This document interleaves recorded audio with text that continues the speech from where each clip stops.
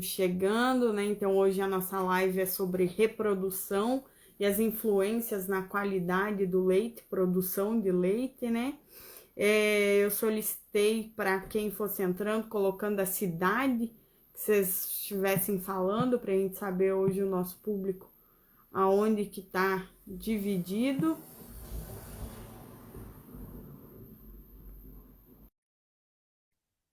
Vamos ver, acabei de enviar um outro convite para ele, ver se ele está conseguindo.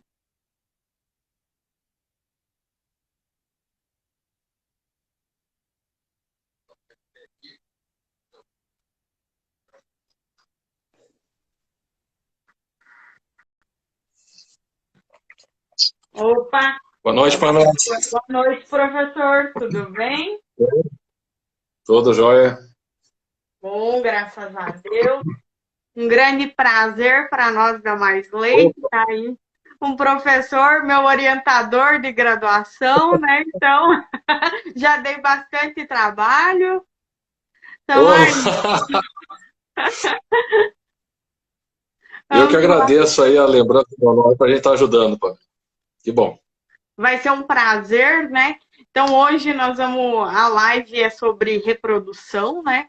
Esse ano nós viemos aí determinando para construir a vaca, né? Então, assim, além de pensar na qualidade do leite, o que a gente pode fazer no antes dela chegar lá, parir, para nós termos essa vaca produzindo leite, né, professor? Então, vou deixar o professor à vontade para se apresentar e tenho certeza que vai ser uma brilhante palestra aí para nós, né? Muito conhecimento.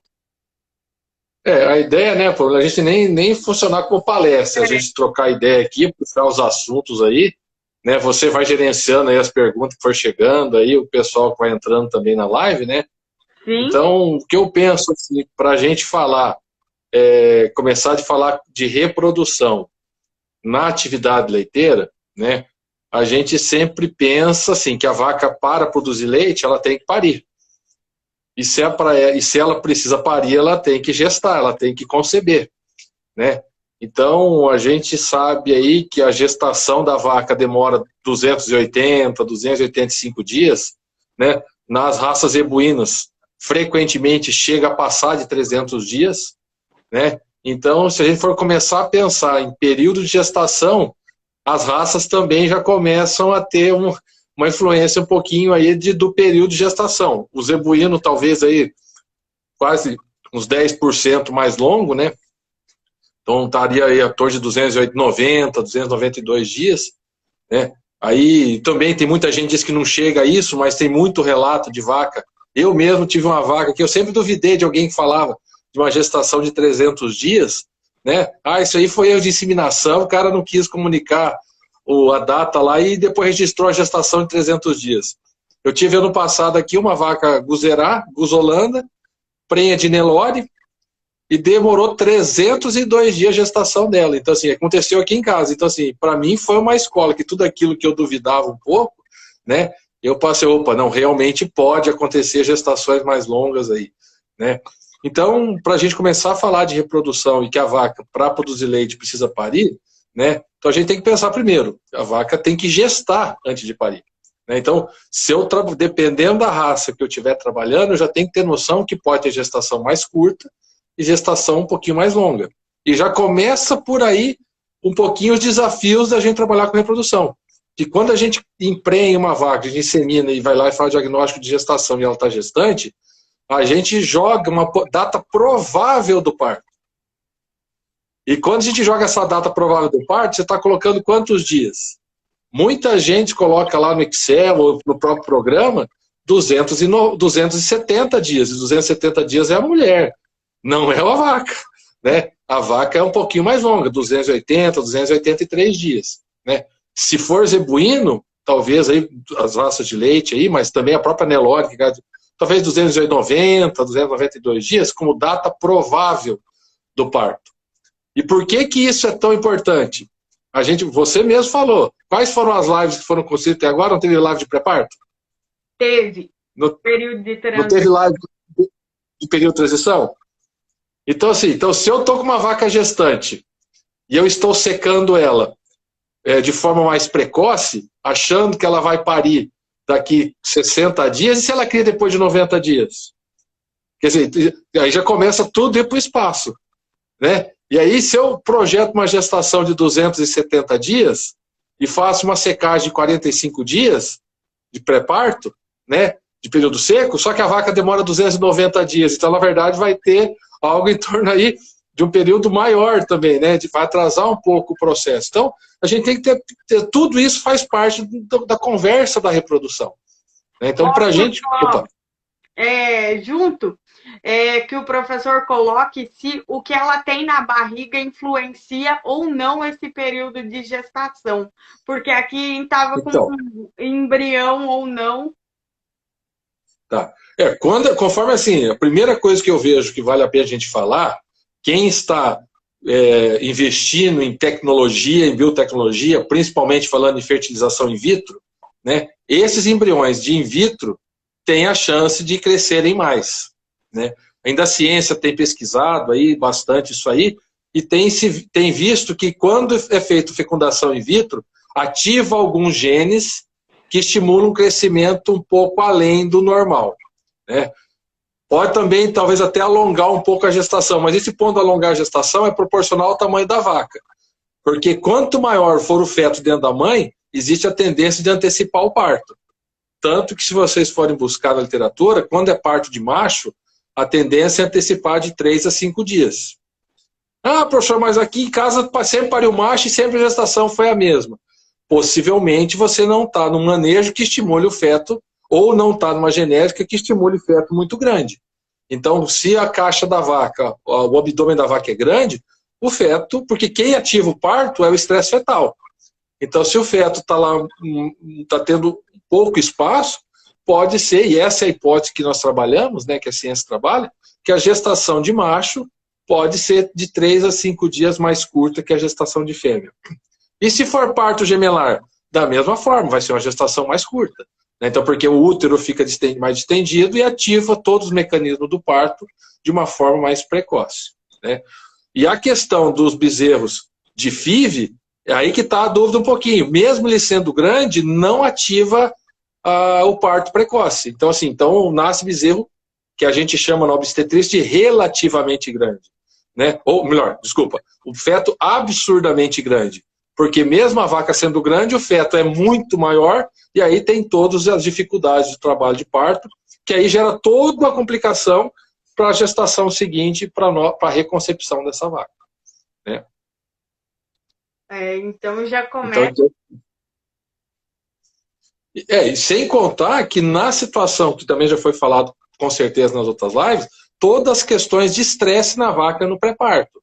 Estresse térmico, competição por coxo, ambiente desfavorável, quer dizer, então, tudo isso pode impactar numa gestação um pouco mais curta, né, que a vaca antecipe o parto. Que é a primeira premissa, né? Então, assim, de reprodução, quem não pode fugir muito aí, o mínimo seria 270 dias, né? Então, se nós queremos uma gestação por ano, já está sobrando um período aí curto para ser trabalhado, né? Eu trabalho 283. Toda planilha que eu coloco, gestação provável 283 dias. Né? Ah, professor, mas tem vaca que antecipa. Mas antecipa quanto? O que na minha rotina aqui, porque assim, eu trabalho da seguinte forma: se a vaca até 5 dias antes, para mim eu não chamo de parto prematuro. Né? Então, assim, para mim está dentro da curva da dispersão ali do parto normal. Quando antecipa mais de 10 dias, aí eu classifico como parto prematuro. Né? Então, e normalmente a gente não tem parto prematuro. Então, 270 dias para mim já é um parto prematuro. Então, eu sempre coloco 280, pelo menos. Então, na hora que eu for pensar em secar a vaca, eu trabalho com 280 dias de gestação. Então, isso é uma coisa que a gente precisa entender. Pelo menos na rotina nossa aqui do Paraná, na rotina que eu acompanho aqui no Paraná, em torno de 280, 283 dias as vacas estão parindo. Eu não sei se tiver mais alguém aqui para socorrer, mas eu acredito que a gente deva estar aqui no Girolando trabalhando com 290 dias aproximado, né? Eu acredito que é o que o pessoal está colocando. Aí quando o girolando, você fala, eu tenho girolando, a associação do girolando é bacana, que você parte desde a vaca meio sangue, até a vaca 15, 16 holandês, até a vaca 7, 8º gir. Quer dizer, você tem tudo é girolando. Né? Então, se você pensar o animal, né, então, possivelmente com maior grau, mais de 50% de gir, eu acho provável de até chegar a 290, 295 dias. Conforme você vai partindo 3/4 holandês, 7, 8º holandês, você vai chegando mais próximo do 280 dias. Pensando, eu estou usando assim. Sim.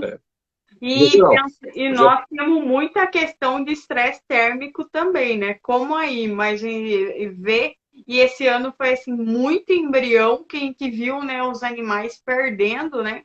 Então, esse seria uma questão.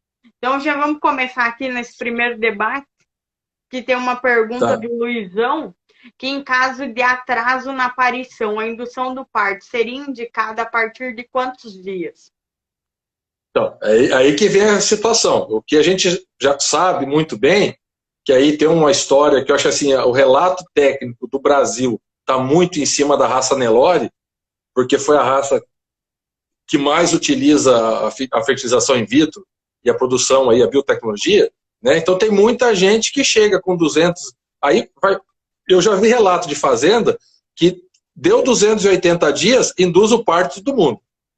Não espera mais. Quando a fazenda já tem bezerro muito grande mesmo, já escutei gente falando até 275 dias. Né? Então, agora, como aí em Minas Gerais muita gente tem trabalhado com fertilização in vitro e multiplicação da girolanda, né? Então até essa questão da data em si, eu fico muito com a rotina da fazenda e o que está usando. Então, assim, se o normal da vaca é 290, tá? E está na FIV, e aí os bezerros estão nascendo muito grande, eu faria essa indução do parto proporcional a isso. Talvez antecipando de 5 a 10 dias a data provável. Né? Mas eu sempre gosto de ver o problema que está tendo e a partir daí, porque se eu falar aqui agora para vocês, eu induziria parto em todo mundo 280 dias, eu estou sendo leviano. Eu não teria coragem disso. Então a gente precisa estudar caso a caso, dieta da vaca do pré-parto, porque eu acho que esse ponto é uma coisa interessante a falar, né, Pâmela? Muitas vezes o que faz o bezerro crescer muito, não, na verdade o primeiro elemento para o bezerro crescer muito, ele precisa ter genética para crescer muito. Então se na hora do acasalamento eu não caprichar num touro para ter bezerro menor, né, e aí bezerro menor a gente fala em fêmea, imagine se o macho, e se vier macho e macho com genética ele nascer pesado, grande. E aí essa pessoa associa uma super dieta na fase final de gestação na intenção de recuperar a score corporal de uma vaca. Então ele superalimenta a vaca, está esperando a vaca compensar a score corporal. Ela até compensa, mas imagine o quanto que esse feto não cresceu a mais. E aí esses 20 dias de período de transição de final de gestação, talvez agregue aí 5 a 7 quilos a mais no bezerro. E 7 quilos no bezerro aí representa às vezes talvez até 15 a 20% a mais do que seria o peso dele. Então é um bezerro muito grande. Então acho que tudo isso tem que ser avaliado. Né? E aí a gente pensar exatamente, vale a pena induzir o parto? Bom, se a vaca vai sofrer parir, claro que vale. Mas a gente sabe que induzir parto aumenta a chance de retenção de placenta, aumenta a chance de endometrite. Eu tenho que estar consciente do processo. Se tudo isso for menos impactante do que a vaca sofrer no parto, eu perder a vaca que vai impactar a lactação dela, eu induzo o parto. Então, assim, eu acho que a gente tem que avaliar risco. Eu acho que o técnico e os produtores, pensando em tecnologia e tudo mais, é avaliar risco. E o primeiro risco que o produtor fala é o custo, que custa muito caro. Será que vai dar retorno? Ele tem que fazer conta em cima disso aí. A partir disso, o risco técnico é o profissional da assistência para ele que tem que dar assessoria. Não, vamos induzir, não vamos, vamos esperar ou não vamos assistir o parto ou não vamos. Eu acho que tudo, novamente, tem que ter muito franca essa conversa entre todo mundo aí. E o valor de quem está gestando também, eu acho que hoje o pessoal, né? Claro. Sim, por isso que eu falo, muitas vezes eu já vi no gado de corte, receptora, que ele dali para uma barriga, só o que vale é a barriga. Né? Então, aí se a pessoa vai investir no processo da vaca, aí é consequência, mas é do produtor. A gente espera que sempre o bom senso fala que é saúde da mãe e saúde do filho. Né? Então, a gente tem que estar compensando que eu quero a vaca saudável e o bezerro também. Né? Com certeza. E já lembrando, a gente teve junto aí, eu participei de uma live com o pessoal da Caltrain, né? onde o tema foi bem-estar para estar bem. Então, assim, então, eu primeiro preciso gerar condições da vaca de bem-estar para a vaca estar bem, né? E aí tudo aquilo que favorece a vaca não estar num melhor bem-estar, ela vai começar ela vai utilizar de outras coisas. Primeira coisa é tirar a produção, e ela começa, e aí ela sofre também. Então, além de não dar conta do processo, ela começa a sofrer e aí vai limitar a produção, limita um monte de outras coisas na sequência. E aí, sim, falando aí que você falou do estresse térmico, é basicamente uma obrigação de quem está lidando com as vacas garantir o melhor bem-estar para esses animais. Bem-estar 100%, bem-estar 100% nem a gente tem, né? Mas a gente tem que fazer o máximo para as vacas, com certeza. Inclusive, o pessoal da Caltrem está aqui, professor, então perguntando até que o professor já adiantou aí se a indução do parto aumenta o risco de retenção dos anexos fetais. Porque assim, vamos pensar assim, se eu tiver uma estatística que 100% das minhas vacas estão parindo com 290 dias, bezerros muito grandes, 100% das vacas vão ter retenção de placenta, vai ter um monte de embrólios devido ao estresse do parto. Se eu antecipar o parto dessas vacas 10 dias, que ninguém sofra nada, tá? Eu até posso ter que eu vou ter a retenção de placenta só em 30%. Mas se eu falar que 70% de retenção de placenta é muita retenção, então assim, e aí não foi pelo estresse do parto, foi pelo processo hormonal de induzir a retenção. Mas assim, o fato de eu tratar a retenção de placenta de uma vaca que foi induzida é muito menos traumático do que eu tratar uma retenção de placenta de uma vaca que sofreu no parto. Então, aí por que eu falo, é avaliação de risco. Nós temos que pensar no que é o risco que a vaca está correndo. E agora, professor, eu acho que um ponto, até para a gente colocar e começar, qual foi a evolução, né? O que o professor tem visto das fazendas, né? O que tem evoluído aí na área de reprodução? Ou onde as fazendas evoluindo ou involuindo, né? Porque... Não, assim, quando você fala evolução, Pamela, eu não sei de que ponto está saindo cada fazenda. Então, se eu pensar assim, se eu pensar na evolução de uma fazenda que já estava totalmente bem estruturada, talvez é um ajuste por cento de evoluir 5% do resultado dela. Se eu pegar uma fazenda que estava muito desestruturada, talvez ela evoluindo 30% ainda fica muito longe daquela que já estava bem estruturada. Então, assim, em termos de evolução, o que eu vejo? Acho que a gente precisa ajustar, e aí é uma conversa mais ampla, tá? Qual que é o sistema de produção? Com que tipo de vaca que eu estou trabalhando, né? Então, assim, talvez o gráfico mais clássico de reprodução da pecuária de leite é que nos últimos 40 anos aumentou muito a produção de leite das vacas e a reprodução foi para trás, né? Os dados estatísticos demonstram isso. Taxa de concepção, taxa de aborto, na verdade, taxa de reabsorção, né? Então, eu tenho um aumento da produção de leite, tá? E eu tenho proporcionalmente uma queda na taxa de concepção, eu tenho proporcionalmente uma queda na taxa de reabsorção embrionária precoce, na gestação precoce. Aí me faz o seguinte, poxa, quer dizer, então se eu aumentar a produção, eu estou piorando a reprodução? Quer dizer, é uma situação que a gente tem que pensar. Se eu pensar cruamente o dado, isso é verdade. Isso é verdade. Mas se eu pensar que eu estou ofertando para a vaca um monte de situações mais complexas, que se nós no manejo não ajustarmos isso, eu estou pegando um Camaro e estou querendo fazer um off-road.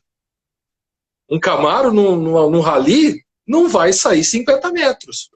Então, assim, eu tenho que ajustar o que eu tenho na mão com o que precisa para a gente evoluir. Então, se eu for pensar assim, no cenário geral da pecuária de leite, historicamente, conforme aumentou a produção nos últimos anos, caiu, a reprodução foi menos eficiente. Mas, assim, quando você começa a trabalhar com fazendas que trabalho com conforto térmico, trabalho com conforto para as vacas, casqueamento corretivo, controle de pré-parto, doenças de transição, tá? A reprodução não é tão ruim assim. Né? Mas o que não é tão ruim assim?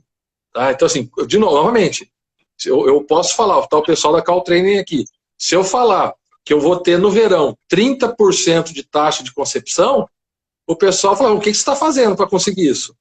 Porque muitas vezes está dando 15% de taxa de concepção agora, dezembro, janeiro. Né? E se eu pegar para o pessoal que não trabalha com alta tecnologia dessa forma, ou talvez com gado mais zebu, Se eu falar taxa de concepção abaixo de 40%, eu sou um veterinário incompetente. Porque tem que ser muito maior do que isso. Então, assim, esse ponto de partida que cada um está, eu acho que essa é a primeira situação. Onde eu estou? Então, se eu falar que um cara está falando que taxa de concepção de 30% é alta, pô, esse cara não sabe o que está falando, porque na minha fazenda eu estou em 50%. Mas é o que eu falo, em que circunstâncias que eu estou falando. Então, para a gente ter noção do ponto zero, eu não teria coragem de falar que o ponto zero é igual para todo mundo, porque não é, não pode ser. Né? Então, isso seria a situação, primeira coisa. Então, não sei se eu respondi o que quis evoluir aí, mas por isso que eu falo, acho que cada ponto, a gente tem que partir para a gente ver o que eu preciso para evoluir. Né? Mas vamos pegar um ponto aqui para a gente colocar as fazendas que estão na média, pelo menos as que a gente considera que vão continuar. Quem está aí passando um semi-intensivo, que nós temos bastante aí, e eu acredito que ainda no sul nós temos também, né? E porque tem geada. E uma das coisas que o pessoal esquece é que no sul também tem estresse térmico, né? Então, aí, Sim. por calor. Então, assim, as fazendas hoje que estão crescendo, que estão buscando caminhos melhores. Aí, o que assim, então, o que eu posso falar? Então, assim, eu acho que o foco na reprodução precisa ter, porque a vaca para produzir leite, tem que parir. Então, ela tem que emprenhar. Né? Então, assim, vamos pensar, e talvez para a gente definir qual que é o perfil que eu estou crescendo. Hoje eu vejo duas linhas de crescimento na atividade leiteira bem diferentes. Quem está com gado confinado, e aí é o gado basicamente com mais de 70%, 80% de grau holandês ou holandês puro, e quem vai para gado intensivo a pasto. Então, assim, eu não consigo falar. Minuto, que eu não sei se travou só para mim ou para todo mundo. Travando para mim aqui. Eu não sei se... Pessoal, eu que estou falando para o professor está travando para mim, porque eu não estou ouvindo. Eu estou te escutando bem picotado aqui, Pamela. Então pode ser que seja a minha internet que esteja ruim.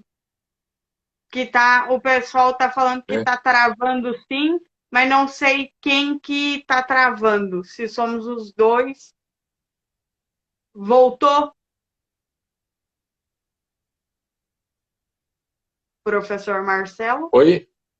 Eu estou vendo você aqui, mano. Agora estamos podendo, pode. Tá, então vamos lá, então. Então, assim, o que eu vejo aí, a gente definir os dois sistemas. Tá? Para quem é um gado holandês confinado, tá? Na minha concepção, para a realidade de um país tropical nosso, que nem o Brasil, falar em gado holandês a pasto, cada dia que passa, para mim, é cada vez mais complicado. Tá? Vamos pegar aqui, você comentou que aqui no Paraná faz calor, né? Mas eu vou dizer que é um calor diferente de Minas. Porque aqui é um calor úmido. E o calor úmido para a vaca é muito pior que o calor seco. Né? Então, assim, não é só temperatura e umidade. Então, se eu for pensar que a reprodução está lá na ponta do iceberg, em termos da demanda nutricional, tudo aquilo que prejudicar a vaca antes de chegar, vai acontecer antes de chegar na reprodução. Então, a primeira coisa que a vaca vai limitar dentro da situação dela, quando estiver numa situação de desafio, é a reprodução. Né? E se a gente for falar reprodução em termos mais fisiológicos, é limitação na onda de LH pré-ovulatória. E a primeira coisa que a vaca vai evitar por quê? Porque um grande elemento que limita a liberação de onda de LH pré-ovulatória é o cortisol. O cortisol numa vaca chega na hipófise e fala assim, não vai liberar LH. Por quê? Porque se o animal está estressado, por que ela vai fazer gestação na barriga dela? Então a biologia ainda é soberana nesse sentido. A vaca só vai reproduzir quando estiver bem. Tá? E se aí esse cortisol alto limitando a reprodução, é todas as coisas que faz uma vaca aumentar cortisol alto. Né? E aí, vamos pensar, são toda a questão de estresse térmico, porque não é um calor um dia só. O calor vem frequente. É a umidade alta, é o barro nos coxos, é a briga por coxo. Quer dizer, tudo isso, né? Vamos pensar assim, não, o coxo tá com tudo calçado, tá com dimensão de coxo bacana, mas se toda uma temperatura, onde há uma vaca holandesa, que ela foi selecionada na natureza com a temperatura média de 12 a 13 graus, que ela começa a sofrer de calor quando passa de 19, 20 graus, ah, não, professor, eu vi um trabalho científico que é 23, 24. Rapaz, para uma vaca que tinha que estar o conforto dela em 12, eu não vou ficar brigando se é 22, 25 ou 26, já está muito além do que é o conforto dela. Né? Porque é só ver uma vaca de leite holandesa quando está 15 graus e quando está 23, 24. Né? Ou imagine 35 graus, pós-chuva, aquela sauna. Quer dizer, a vaca não tem como produzir. Que aí, assim, então eu não vou, eu acho que para a gente aqui nesse momento falar qual que é o correto, não existe sistema correto. Eu acho que se eu quero um Camaro, eu preciso andar em Fórmula 1, carro em pista plana, não pode ter subida, eu quero... Agora, se eu quero pedra, se eu quero off-road, eu tenho que ir atrás de carro que me suporte off-road. Né? Então, assim, nós temos, pode ter ajuste? Pode, mas assim, eu acho que tem os modelos aí, tem o gado aí. Né? Você está em Minas Gerais, tem um monte de gente girolando, né? Eu não, assim, eu fico triste quando eu escuto técnicos e até produtores falando de uma raça em detrimento à outra. Tá? Então, assim, eu não consigo falar qual que é a tua situação, em que ambiente que você está. Né? E aí é que eu falo, aquilo que eu consegui evitar estresse da vaca, eu estou estimulando, favorecendo a reprodução. Tá? E tem situações que é obrigatória do proprietário, de quem está junto. Instalação, e aí quanto mais europeu, quanto mais do frio for a vaca, mais eu tenho que investir nas condições de frio, de temperatura menor e controle, para ela se dar melhor. Senão, começa por aí os problemas. Tá? E a reprodução é o primeiro que vai para o espaço. E na reprodução, aqui a questão que às vezes a gente fala da raça, mas quando aumenta muito a média, mesmo o gado mais, vamos dizer assim, mestiço, ele acaba tendo mudanças, né? Porque varia. E hoje nós temos aí Girolanda batendo 40 e tantos litros, né? Mas assim, ela tem o grau ela tem a carga genética dela de prevenção ao calor, só que aí, assim, então, mas na verdade é que ela tem um vulcão dentro da barriga dela. Eu peguei essa vaca gir, fui selecionando, ou fui cruzamento com o girolando, e eu pus um vulcão dentro da barriga dela fazendo temperatura alta. Mas, professor, que vulcão é isso? Para ela produzir 40 litros de leite por dia, em 2 ou 3 ordenhas, ela tem que comer muita energia e tem que ter muito metabolismo. E esse metabolismo gera muito calor interno. E esse calor é onde começa a dar, ativa metabolismo, o fígado metaboliza os hormônios de forma mais rápida, né? E a questão é, a conversa do corpo começa a ficar complicada. Então já vamos partir para um ponto fisiológico. Né? Por que a vaca lá de 30 anos atrás, produzindo 15 litros, ela tinha 60%, 65% de taxa de concepção? Né? E por que a nossa vaca hoje, produzindo 60 litros, ela tem taxa de concepção às vezes de 30%, 35%? Tá? O ovário da vaca não mudou muito. Talvez a vaca lá que produzia 15 litros, essa vaca tinha 500 quilos, 550 quilos. Hoje uma vaca que produzir 45, talvez ela tenha que ter pelo menos 650, 700 quilos. Então ela aumentou. Então vamos pensar que o ovário também aumentou. Só que o ovário da vaca de 500 quilos com uma vaca de 700, a de 700 não é o dobro do tamanho de uma vaca de 500 quilos. Só que a produção aumentou 3 vezes. Então o corpo, coração, pulmão, fígado, tem tudo funcionar muito mais rápido. E aquele ovário da vaquinha lá de 15 litros, que produzia, vamos pôr, 10 gramas, vamos chutar um valor para ser fácil de falar, de hormônio por dia, e o fígado trabalhava tirando 1 grama por dia. Então sobrava 9 gramas circulante. Eu pego essa vaca hoje produzindo 40 litros. Ela saiu de 10 gramas e pode ter ido para 15. Só que o fígado não tira só 1, o fígado tira 8 ou 10. Porque a taxa metabólica está muito alta. Então a quantidade de hormônio que fica no corpo, que fica no sangue, porque se a gente for pensar, o ovário faz feedback na reprodução, não é? Não produz estrógeno para fazer feedback positivo, para liberar onda de LH. beleza. Mas se o ovário está produzindo 10, e antes de chegar na hipófise, o hormônio que é produzido pelo ovário, o estrógeno, tem que passar pelo fígado, e passa pelo fígado e sai 4, a hipófise não vai escutar que está em 10. Por isso que o cio da vaca ficou mais curto, por isso que as vacas ovulam menos, por isso que aumentou a quantidade de cisto folicular. Então, assim, para mim, o hormônio-chave da reprodução que a gente tem que ter claro é o LH. E cortisol alto inibe hipófise liberar LH. Metabolismo mais rápido hormonal, seja de progesterona durante o ciclo de fase lútea, ou seja de estrógeno durante a fase folicular, para ter onda ovulatória. Vamos pegar a fase folicular, a vaca ficava no cio 16, 18 horas. Hoje a vaca fica no cio, tem estudos com marcador aí, com HitWatch, e até o pessoal assistindo as vacas 24 horas por dia, que a vaca que manifestava cio 12, 16 horas, hoje está manifestando cio 3, 4 horas por dia só. Quem vai estar lá para ver essa vaca no cio? Mas não é que está faltando hormônio, o ovário produz. Mas a hora que chega na hipófise para falar assim, ô moço, aceita a monta aí, fica quietinho embaixo, fica aceitando monta 3, 4 horas. Porque o fígado está metabolizando tão rápido e tira esse hormônio da circulação.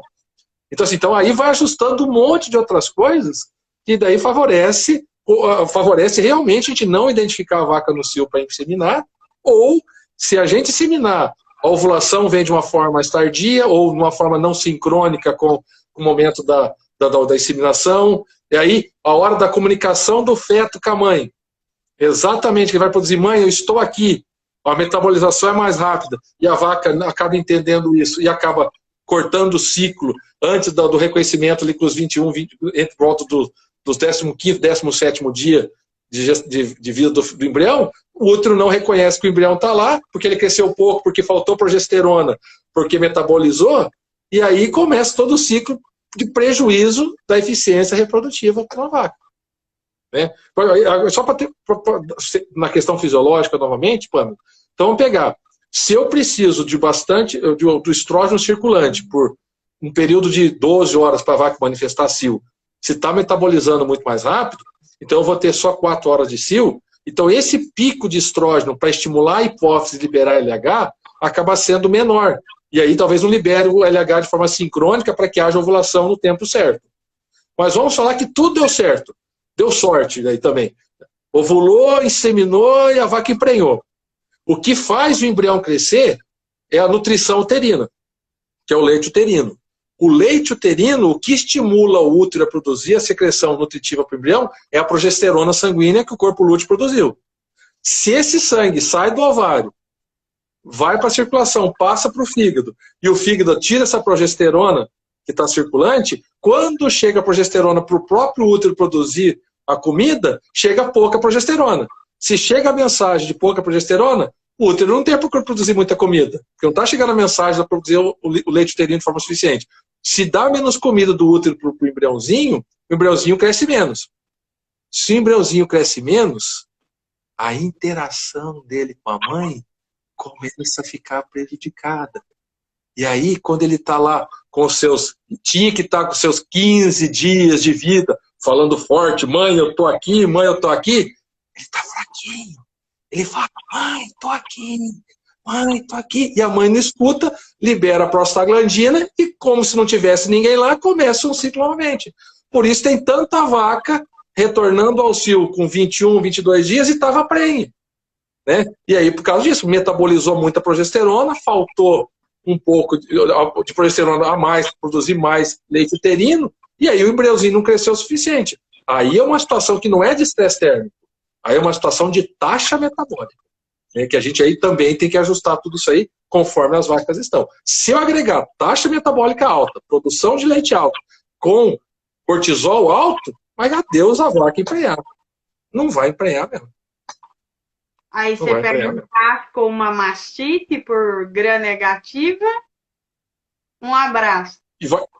Não, e assim, aí não é a mastite. A mastite só piorou. Só piorou. Vamos falar assim, aquela caixa d'água que tinha que estar no nível de 500, a caixa de 1000 litros, estava no nível de 500. Tá?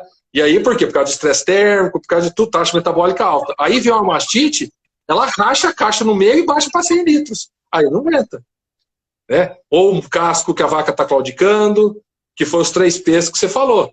Quer dizer, exatamente. O primeiro P que a gente falou da fisiologia, da taxa metabólica, é o P da produção. A produção mais alta já favorece a vaca, taxa metabólica mais alta. Se eu piorar o P do pé, do casco, é dor que ela não vai levantar para comer, é dor que vai ficar mais tempo deitado, que favorece mais mastite, é dor que vai liberar mais cortisol, que vai arrebentar a reprodução.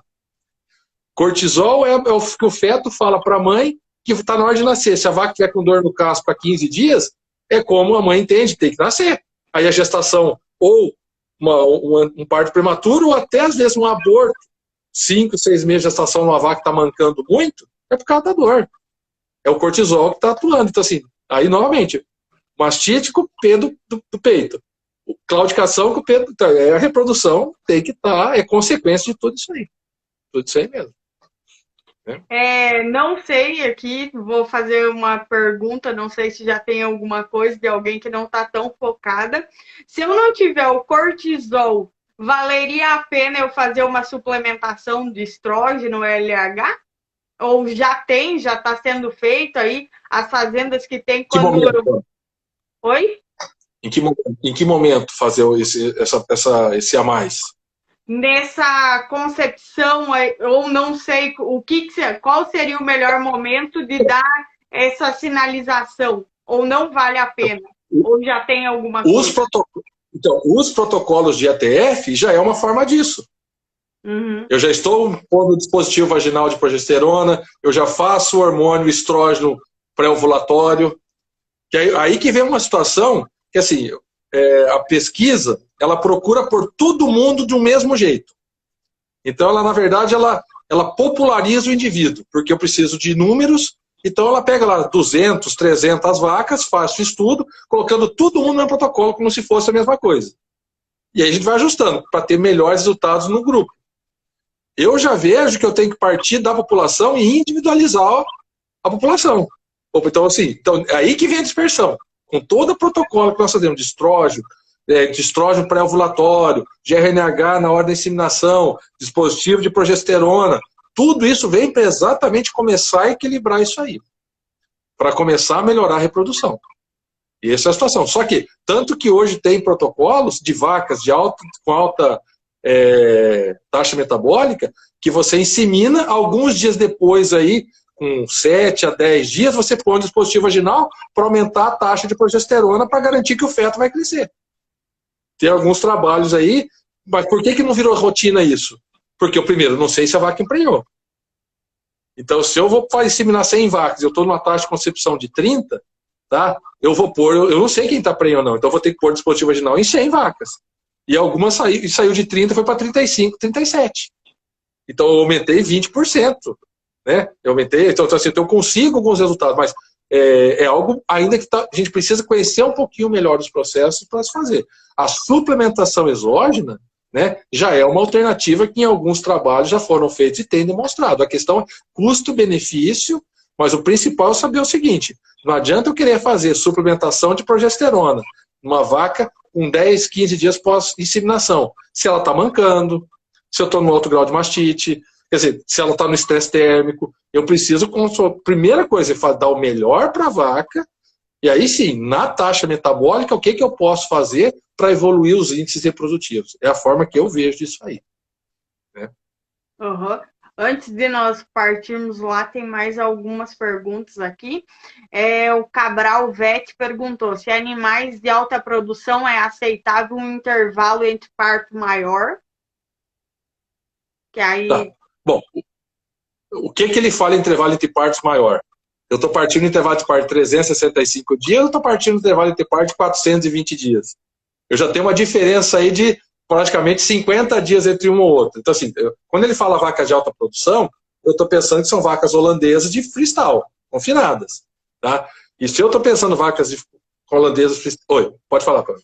Por que 365 ou por que 420? Tem alguma explicação, alguma coisa até para a gente entender?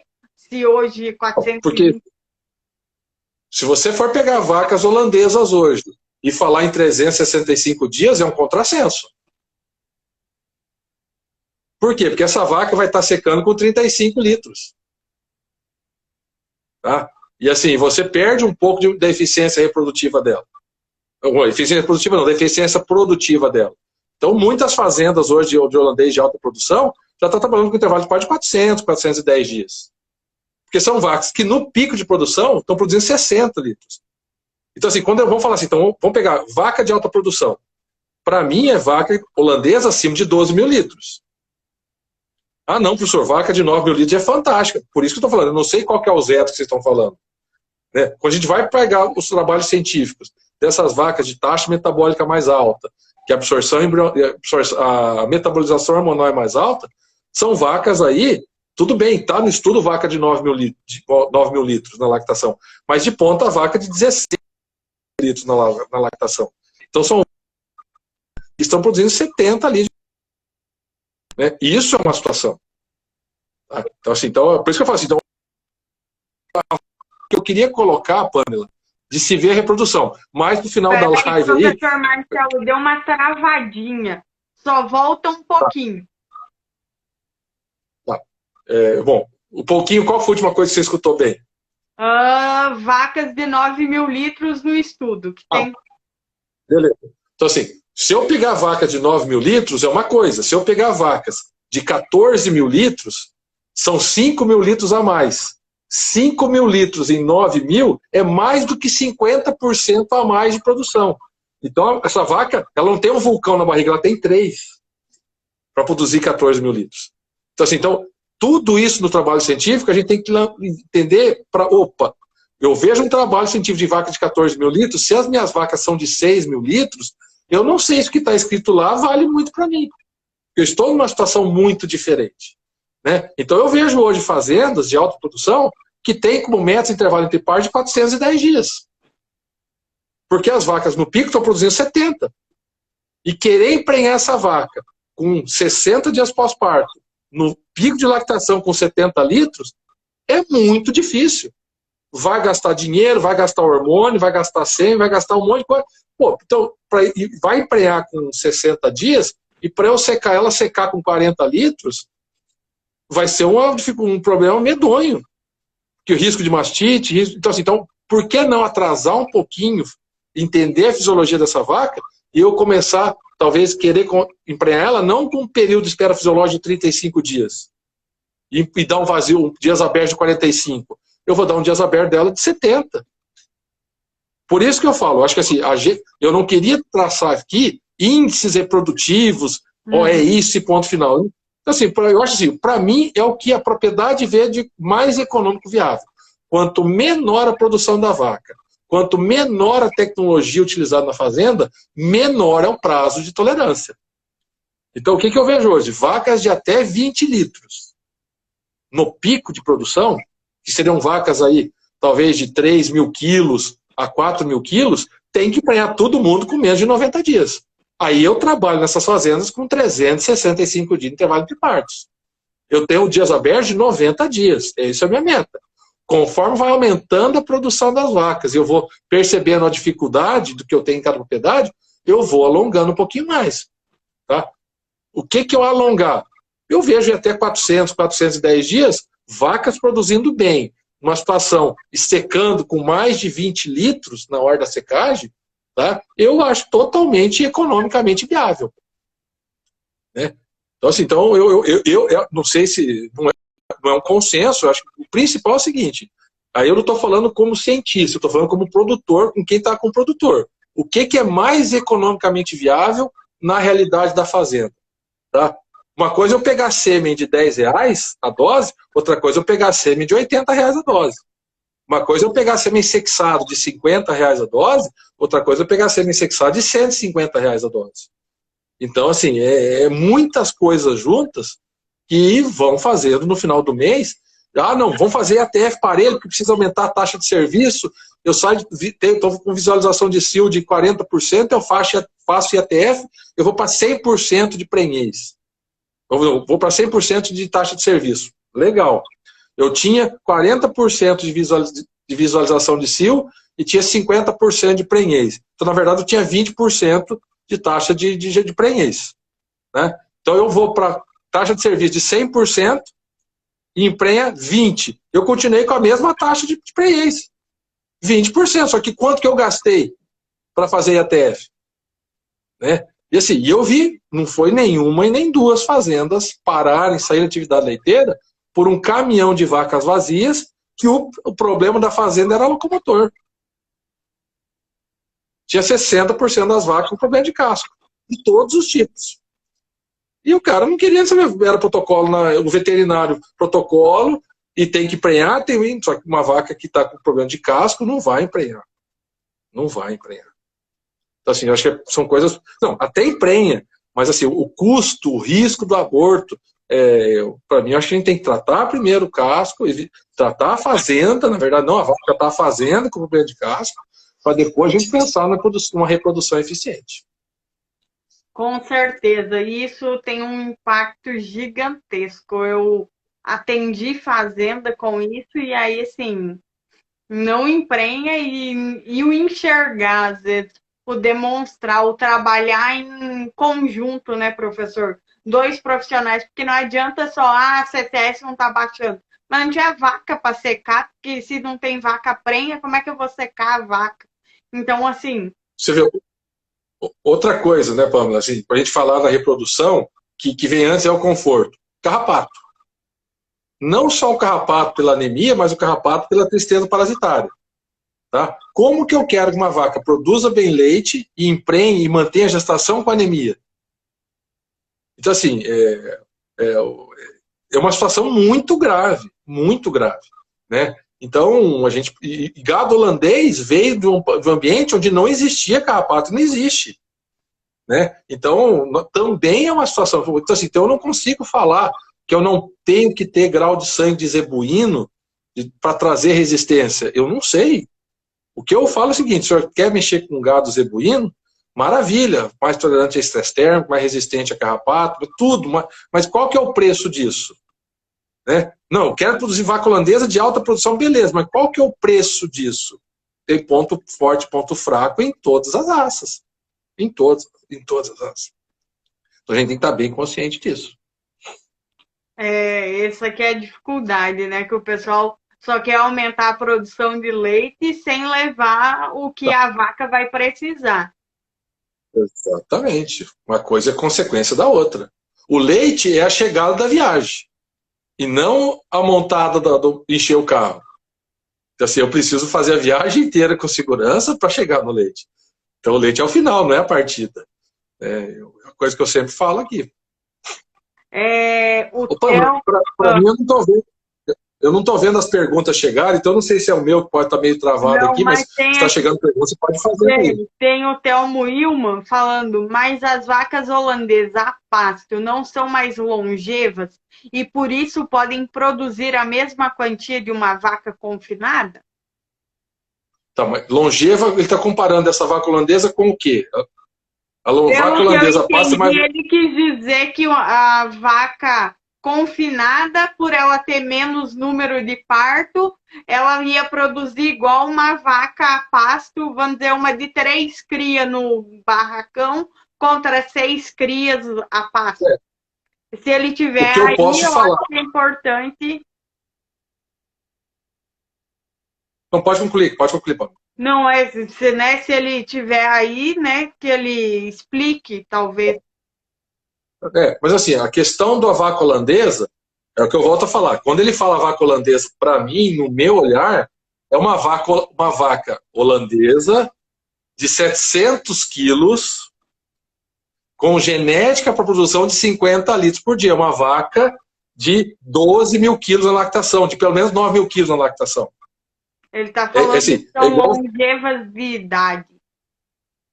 Não, assim, é que eu falo, mas essa vaca holandesa é um animal preto e branco, com origem europeia, ou é uma vaca holandesa com um maior potencial de 10 mil litros? Porque assim, uma vaca holandesa com potencial de 10 mil litros, no pico de produção ela vai produzir 50. Essa vaca no sistema de a pasto, e aí quando eu falo a pasto, é que o pasto representa mais de 50% da dieta da vaca. E não que eu faço 80% concentrado no coxo e deixo essa vaca dormir no pasto. Então, assim, para mim, isso não é a pasto, ela está no pasto. Então, são certas questões de conceito aí. Eu digo isso também, pessoal, me desculpa aí, é que eu sou professor de forragicultura também.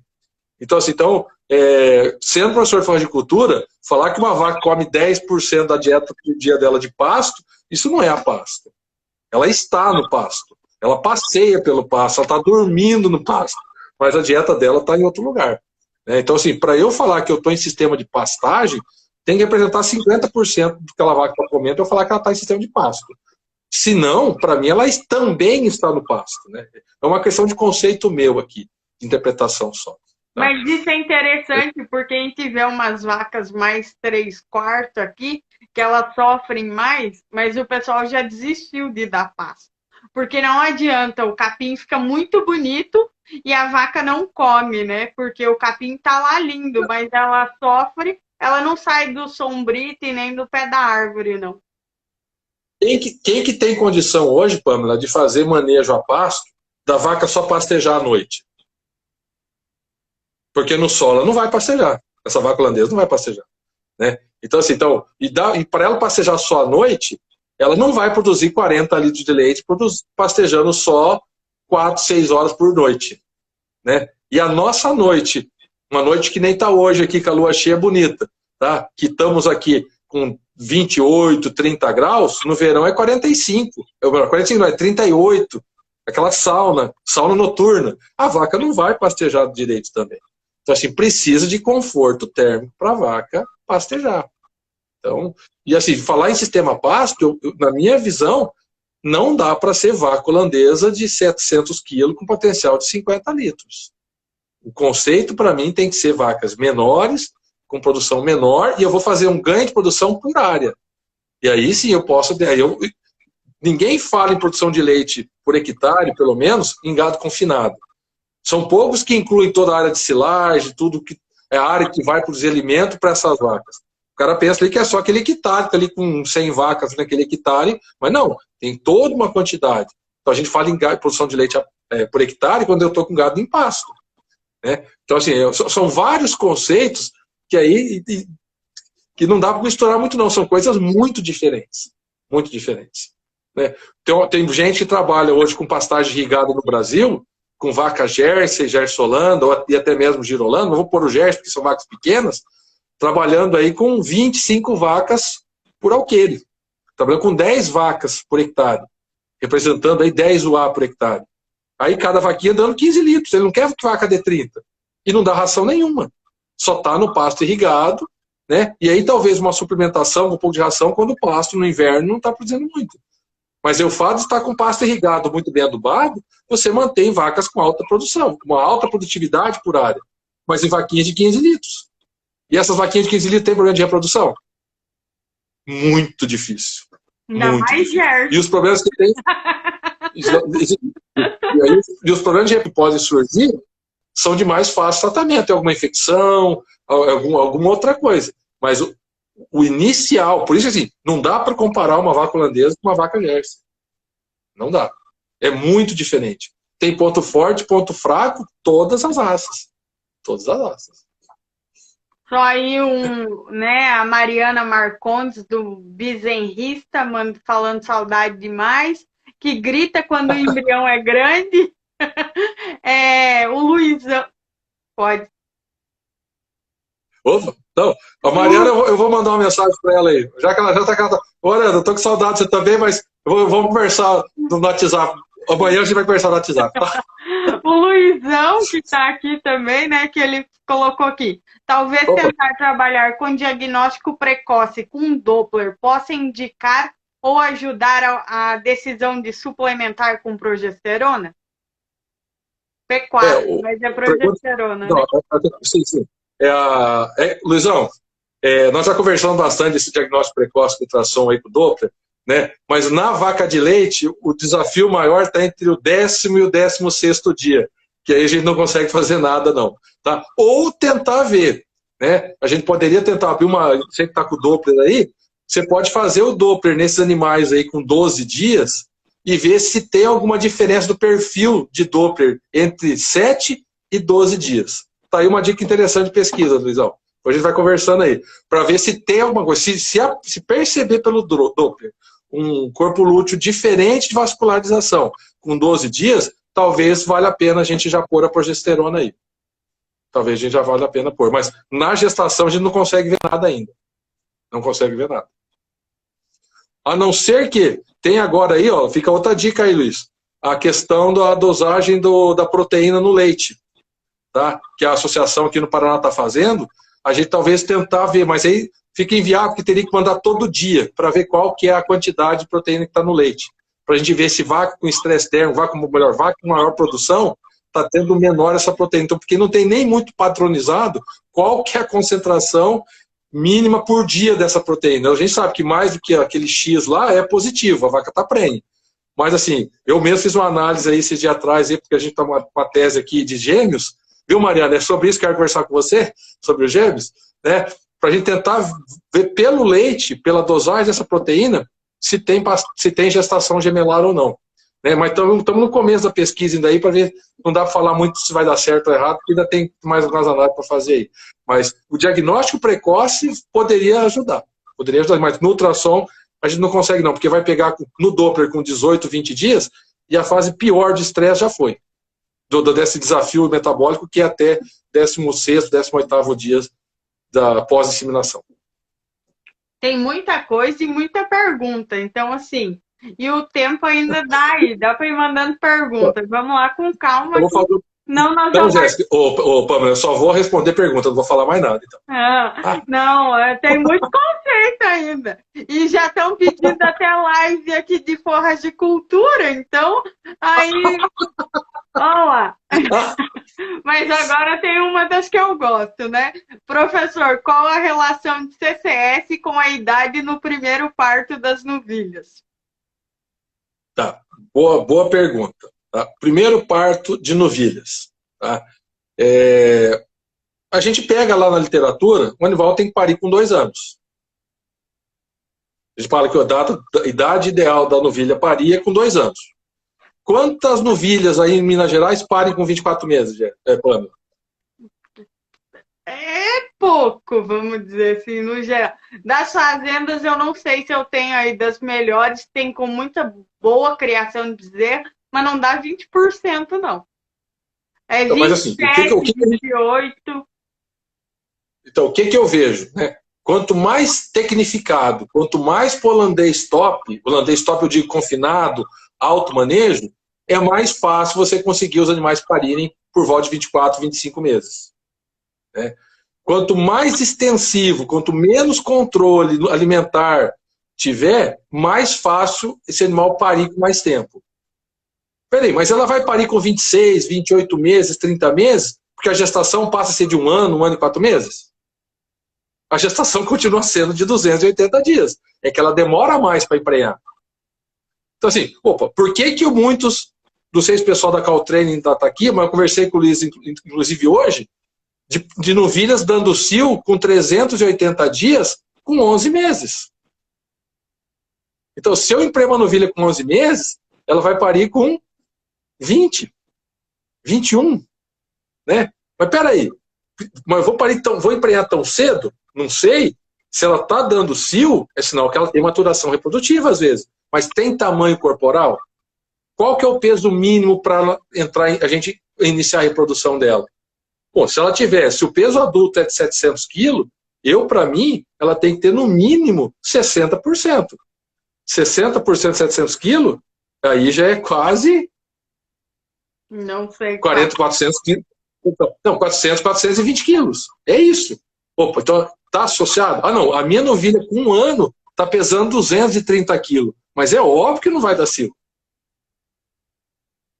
Tem muita gente com novilha de 1 ano contente com 250 quilos. E eu vou ficar triste por ele, se ele está contente? Eu não. Então, assim, são coisas diferentes, não dá para misturar todo mundo junto. Tá? Agora, quem fez a pergunta com relação à idade ao primeiro parto, se vai aumentar a CCS, eu não vejo muita correlação.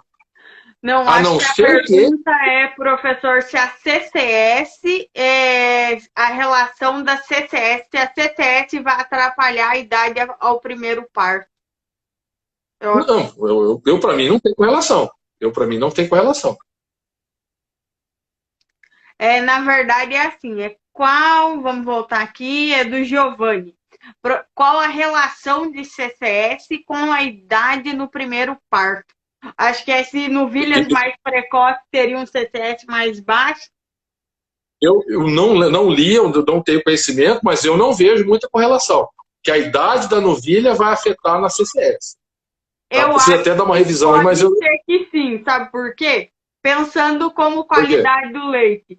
Porque a bezerra que é mais mal manejada toma mais leite de descarte, porque aí você vai lá ver os problemas de bezerreiro. Não sei se a Mariana vai estar aqui, mas aí que seriam essas novilhas que a gente vê às vezes, mas não a idade em si, mas é porque vem aquela sequência, né? De problema. A bezerra tem mais diarreia, tem pneumonia, demora muito mais a emprenhar, porque tem uma cascata de problema. Aí a fazenda tem a Galacte, tem Áureos, então vem tudo. E aí ela já pare lá. O conjunto, né? O conjunto. Aí se você pegar que essa novilha, ela demorou para emprenhar, porque ela já não teve uma nutrição perfeita, então não é o fato dela parir mais tarde que vai fazer ela ter CCS maior. É nesse sentido que eu quero dizer que não tem correlação. Deve ter outras coisas, né? E aí eu já vou falar uma situação que eu escutei numa palestra, que assim, tomar sorvete na Austrália aumenta ataque de tubarão. Nossa, mas o que tem a ver uma coisa com a outra? Não tem não, eles pegaram lá, conforme vai aumentando a venda de sorvete na Austrália, vai aumentando o ataque de tubarão. Mas quando que a pessoa tem ataque de tubarão? Quando vai na praia. Quando que a pessoa vai pra praia? Quando tá calor. Quando toma sorvete? Quando tá calor. Quer dizer, não tem relação nenhuma sorvete com tubarão. Mas eu pego os dados e vou trabalhando e falo que tomar sorvete e o tubarão vai me atacar. Não tem nada a ver. Então, assim, a gente tem... exatamente, não. Novilhas que são mal alimentadas, que leite de residual atrasa, rapaz. Mas não é só isso. Não. O que ela mamou lá com 90 dias vai afetar lá com um ano?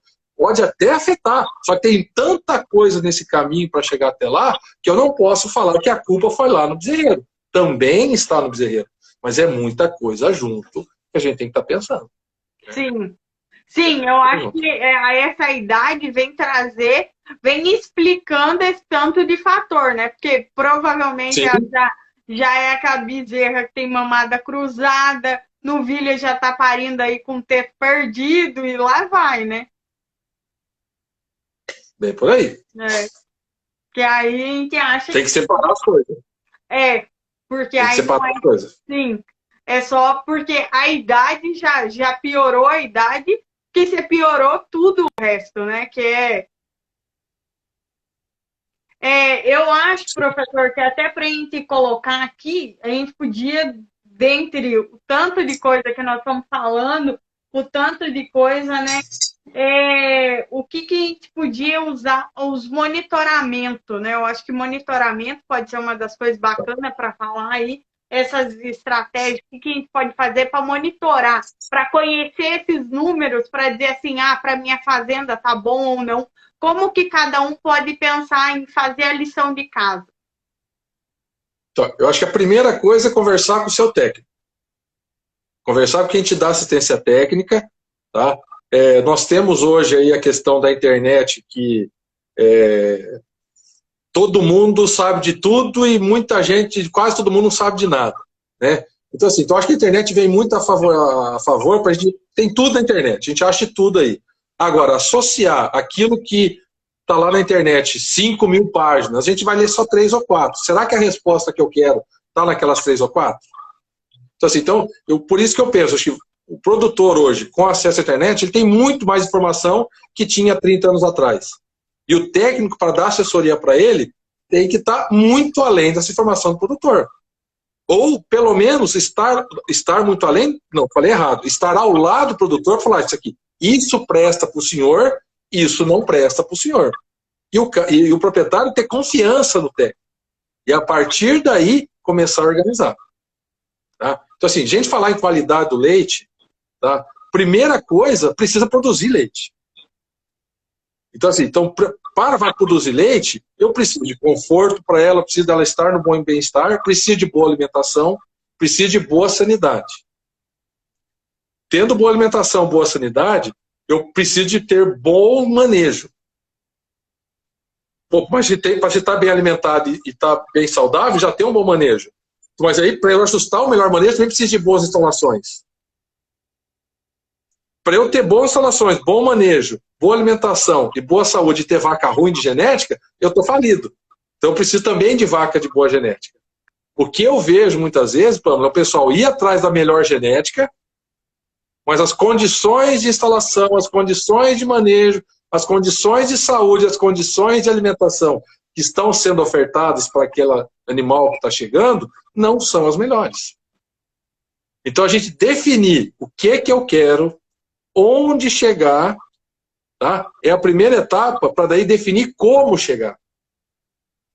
Como chegar. Então, assim, isso precisa de anotação, precisa estar registrado.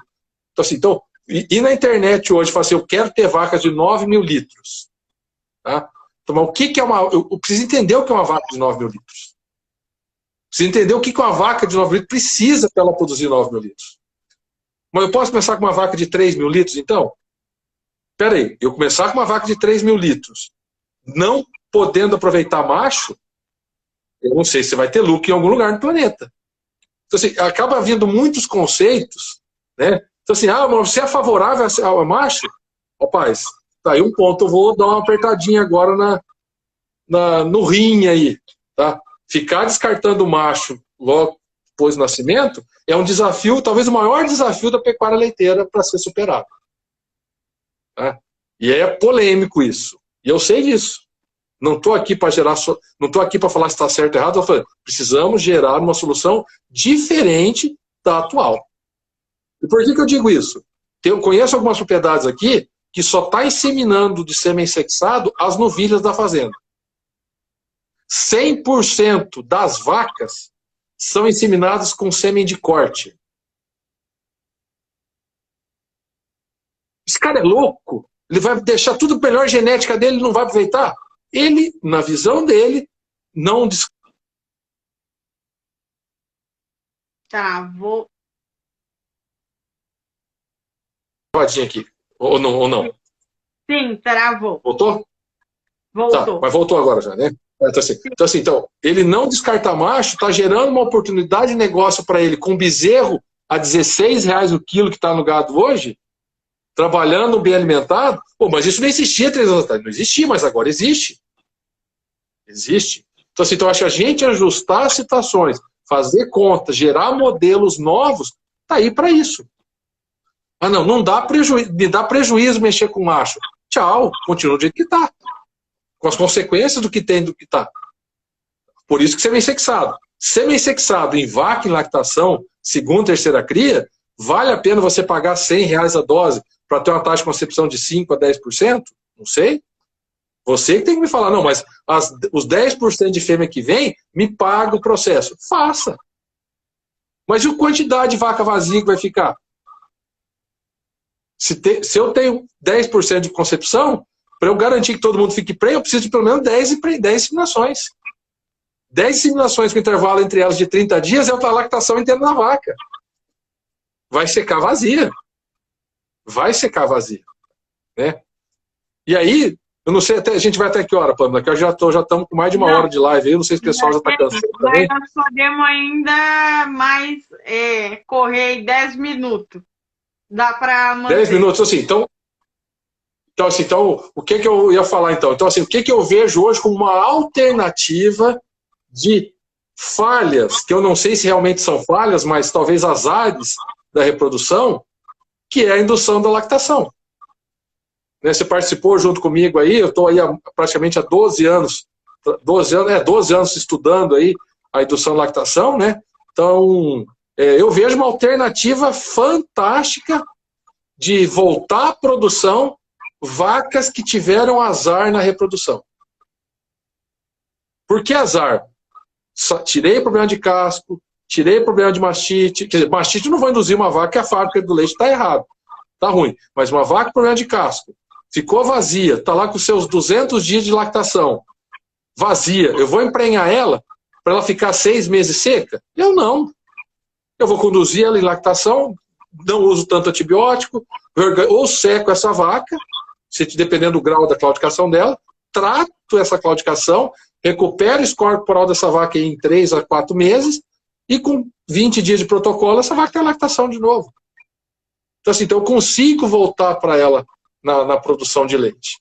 Né? Então, esse é o ponto que eu falo. A indução e lactação hoje é uma ferramenta fantástica para voltar à produção, uma vaca de potencial genético de respeito, que está saudável, e aí eu volto ela na produção sem gerar ônus de período seco longo, de baixa produção, que é o grande problema. E aí, a vaca que está com problema de pé, de casco, gasta antibiótico, descarta leite, não vai produzir legal. Seca a vaca, trata-se de uma forma correta, que tem que ser tratada, recupera o score e induz lactação.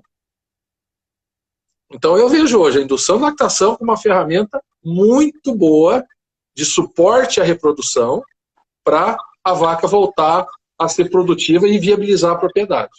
Principalmente diminuindo o gasto com antibiótico, bem-estar animal, porque uma vaca, por estar descartando leite, o cara não vai investir tanto em remédio, não vai querer jogar o leite tanto fora. Então gera um desafio muito grande de bem-estar, inclusive de tratamento para a vaca. Eu acho que a gente tem que ajustar. Eu acho que o professor até pode falar, né, para a gente explorar um pouco.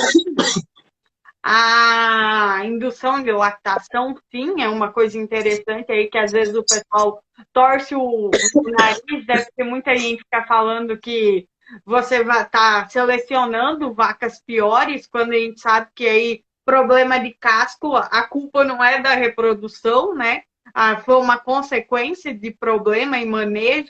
Então, acho que nós podemos explorar um pouquinho isso, professor. Beleza, Jéssica. Então, assim... Pamela, desculpa. Vamos pensar. Essa fala aí, eu já escutei muito nesses 10 anos. Não, mas você está selecionando vaca. Não, eu não estou selecionando. Eu só não estou descartando. Eu não estou falando que essa vaca é a melhor. Eu só estou falando que ela pode me ser economicamente viável produzindo leite que eu mandar ela para o gancho. Só interromper o professor um minuto, principalmente num país que nós temos a taxa de reposição baixa, né? Porque criação de bezerra é um desafio. Então, é a fazenda vender uma vaca sem ter outra para entrar no lugar, né? E vamos pensar assim, quanto custa fazer uma reposição? Hoje vem caro. Hoje aí ninguém... Assim, então vai ficar 5, 6 mil para você ter uma primir para parir? Custo teu de fazenda? 7 mil? Tá? Vou pegar uma vaca hoje no gancho. Uma vaca holandesa gorda hoje, você faz ela no abate 3, 4 mil reais, coisa que não fazia nunca. Então, assim, hoje, talvez a indução à lactação hoje, que a vaca de descarte tem valor, não seja uma boa ferramenta. Ou não seja uma ferramenta tanto utilizada. Porque se está sobrando novilha, para quem tem condição de ter novilha, de reposição, está renovando o plantel. Beleza. Mas não é todo mundo que está nessa situação. Então, se eu conseguir pegar uma vaca que tem potencial de 8 mil litros, 9 mil litros, que hoje está produzindo 20 litros, 15 litros, e vazia, eu não tenho outra saída do que mandar ela para o gancho. Porque ela só vai me dar um bezerro daqui a um ano. Vai dar uma lactação daqui a um ano. Se eu tenho a oportunidade de secar essa vaca, fazer a indução, e ela voltar a produzir pelo menos 22, 25 litros, e emprenhar com 90 dias pós-indução, eu volto ela para a vida produtiva. Não fiz 4 mil reais nela, mas eu faço ela voltar a valer na minha fazenda 8 mil reais. Então é uma oportunidade de recuperar material genético bom, tá? Evitando o descarte. Não é que eu estou selecionando, é uma oportunidade. É uma forma diferente.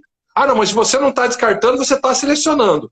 Bom, eu tirei outra para deixar ela.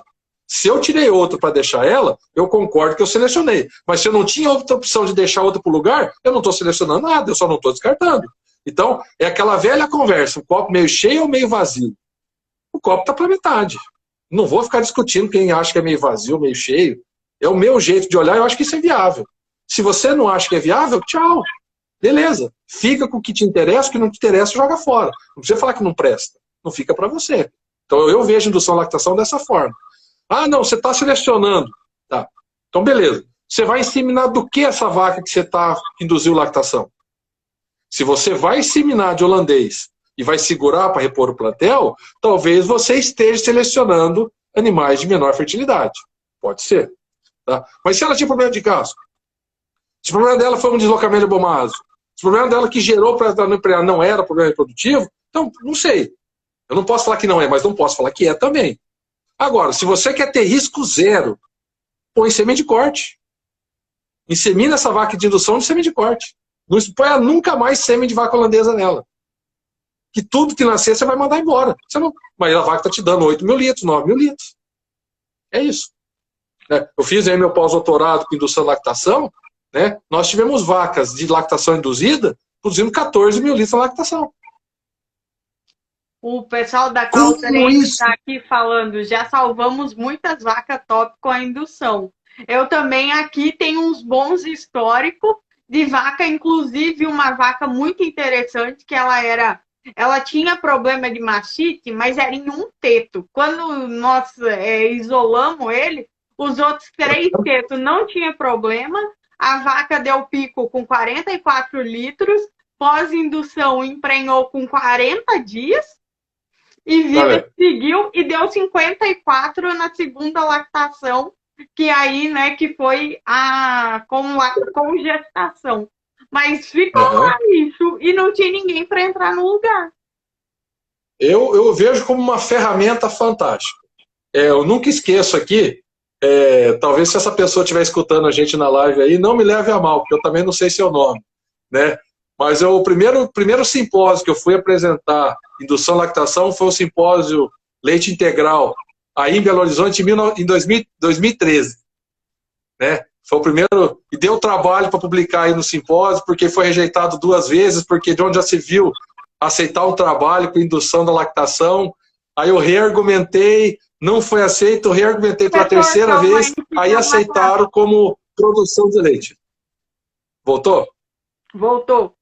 Estão me escutando? Então, assim, e aí eu tive que forçar a barra para ser publicado.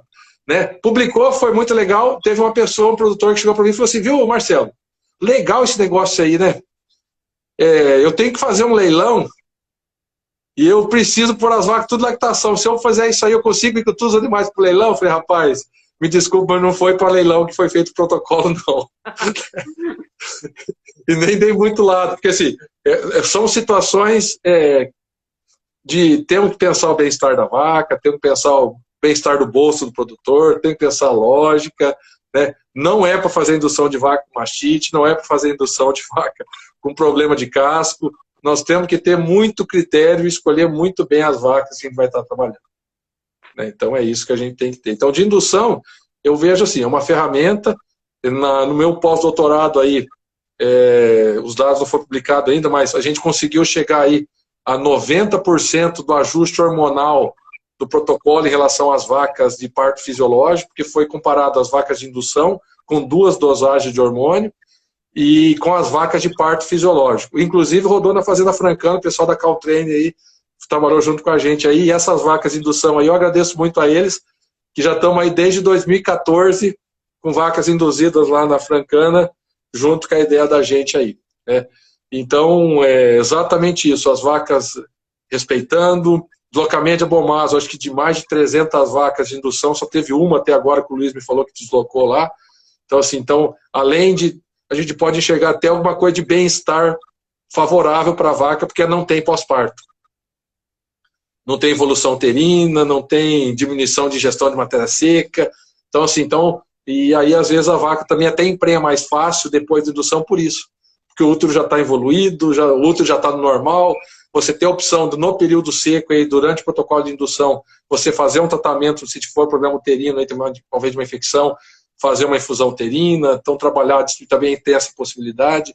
Né? O fato do estrógeno que a gente utiliza para indução é imunoestimulante, então já ajuda também, talvez, a imunidade. Não tem pesquisa disso.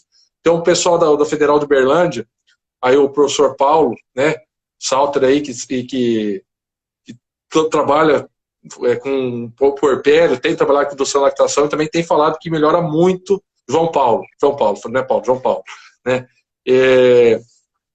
Falando que melhora a imunidade uterina, então realmente a gente trabalha aí com 50% a 60% das vacas após indução, emprenhando até 90 dias pós-parto. Então, assim, então é uma ferramenta. Professor, e se não emprenhar? Bom, ela já não tinha emprenhado antes, induz de novo. Tem gente que induziu vaca 3 vezes, está economicamente viável, está respondendo? Induz, não está respondendo, descarta. Ah, mas você vai inseminar ela de holandês? Eu deixo para vocês definirem. Se não quer essa conversa de perpetuar baixa fertilidade, insemina com gado de corte. Que daí você vai descartar macho e fêmea e não fica ninguém no seu plantel. Então, também tem ferramenta para você evitar esse material genético de alta produção que você tem e que iria descartar porque estava vazio. Ótimo, acho que nós vamos concluir, né? Vou deixar aí o que o professor quiser deixar de consideração final, né? Passar aí os elogios do pessoal. Um amigo meu aqui do Paraná lá falando que gostou muito da linha de raciocínio, o Tiago, sobre a indução das vacas ao invés do descarte, né? Então, agradecer a todo mundo que está aí presente e deixar o professor fazer as conclusões. Não, pessoal, eu quero agradecer a Pamela. A Pamela esteve com a gente aqui na faculdade, trabalhou, talvez a primeira pesquisa que a gente fez junto aí com a indução e lactação foi a Pamela que fez aí, né? Junto com a gente com o TCC dela. E pode deixar meu contato aí. Na época de horticultura, é verdade. Começou com os capins, né, Pamela? Tá, você é a Tatiana. Tá certo, Tatiane, né? Então, tô no Instagram, né, pode fazer as perguntas lá. Estou começando a virar geração digital aí de postar as coisas, estou me organizando, a gente vai conversando, mas o principal é isso, pessoal, acho que é assim, fiquem com aquilo que interessa a vocês, aquilo que não interessa, joga fora, não necessariamente fale que não presta. Tá? Então, na indução da lactação, é uma forma diferente de ver a vaca que estava sendo descartada. Tá? Então, começa por aí. A reprodução, nós da veterinária, é um carro-chefe aí para a gente trabalhar nas fazendas, mas a reprodução não é a primeira coisa, também não é a última. Ela faz parte do processo da fazenda. Né? Então a gente tem que entender que antes de só ver ultrassom ou estar só olhando o rabo da vaca, tem que olhar o casco, tem que olhar a boca, tem que olhar o rumen, tem que olhar o ambiente, tem que olhar o coxo, tem que olhar a água, tem que olhar o úbere, e o ovário e o útero vem depois de tudo isso. Né? Com tudo isso ajustado, a vaca vai estar reproduzindo legal. Então, eu acho que olhar a reprodução, o veterinário precisa ser o conceito de buiatria, de buiatra. Precisa ter noção de nutrição, precisa ter noção de sanidade, precisa ter noção de saúde, de clínica, reprodução, faz parte. Não dá para ser... Eu vejo hoje o profissional moderno, não dá para só ser ultrassom, útero e ovário. Tá? Então, a minha recomendação hoje para quem vai começar aí, a gente precisa ser um profissional buiatra. Tem mercado para todo mundo, mas eu acho que para quem for um pouquinho mais mente aberta, mais generalista e na essência da veterinária, pelo menos com olhar em vaca, né, no geral, tem uma maior facilidade no mercado de trabalho. É isso que eu queria falar aí. Estou à disposição de ajudar vocês aí, pode me passar as perguntas no Instagram lá, que a gente vai, que tiver ao meu alcance, né, e pesquisa, se alguém quiser também estar junto aí na evolução dos protocolos, porque o primeiro protocolo de indução foi em 1952. Então, assim, está lá atrás, a pessoa fez hormônio 3 meses na vaca, né? Então, vê evoluindo, os protocolos hoje que estão rodando, basicamente 90% igual de um protocolo que foi feito em 1974, né? O primeiro protocolo de menor dosagem, e aí eu vou falar que é 10% desse protocolo de 1974, foi em 2010, numa faculdade aqui do Paraná, no chamado EMP, com o tal de professor Silva e colaboradores, que começou, né? Então a gente está aí trabalhando em prol de salvar vacas que têm potencial, né? Com menor dosagem hormonal de toda essa história. Acho que foi muito legal o que a história veio trazer para a gente. E assim, a gente, com os recursos que nós temos hoje, nós temos condição de ajustarmos ainda mais. É o que eu falei. Nessa minha pesquisa do pós-doutorado, a gente chegou aí praticamente a 90% de ajuste hormonal em relação às vacas de parto fisiológico, parto normal, que pariram, né? E no momento do parto, as vacas de parto maior estrógeno que as vacas de indução. Então, assim, então a gente tem alguma coisa aí para ajustar em termos do protocolo aí. Então, fico à disposição para ajudar aí, disposição de parceria, se alguém tiver propriedade, quiser conversar com a gente, né, para a gente estar junto, tem muita coisa para a gente trabalhar assim, né.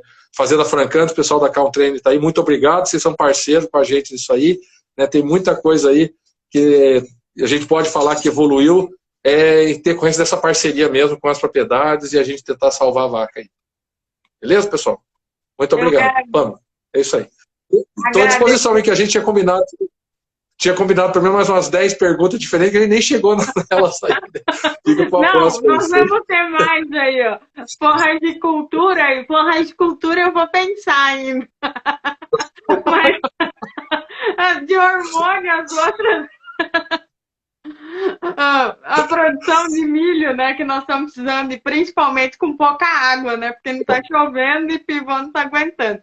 Mas as brincadeiras à parte, né, professor, eu quero agradecer muito em nome da equipe Mais Leite, aí agradecer todo mundo que participou, aí o público, foi bom rever um tanto de colega de faculdade, aí o povo do Sul, colega, amigos de turma, né, da farra, de quando era bom, que aí não ficava online, preso em casa, né?